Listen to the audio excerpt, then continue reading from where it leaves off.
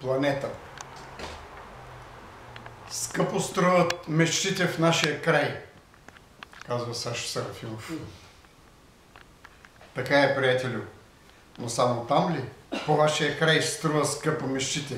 Нима не разбра, че отдавна мечтата ни стана най-скъпото удоволствие на този свят.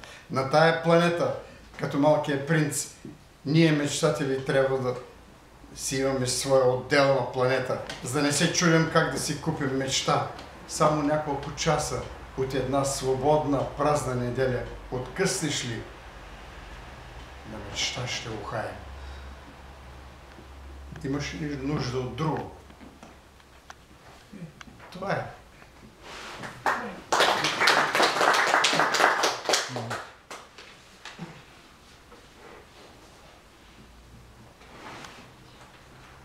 Стон. Трети ден чистя пощата, скъпа, много старателно.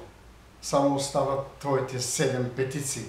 Твоя неистов стон, тази мисъл коварна. Миличък, скъпи, не мога да се върна във Варна. Всеки път изписана ясно отгоре остава. Този стон ме влудява. Сякаш грозна стихия прегражда ти пътя едничък. Щях да съм ускорителя. Днес съм самичък в битката. Битка за теб. Бродя в пустиня, влача се в голата степ. Раят остана назад, миличка.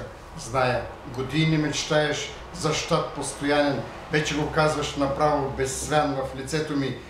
Трябва ми място стабилно, завинаги, скъпи, до пенсия. Миличка, ти не разбра ли, че си отдавна на щат в сърцето ми?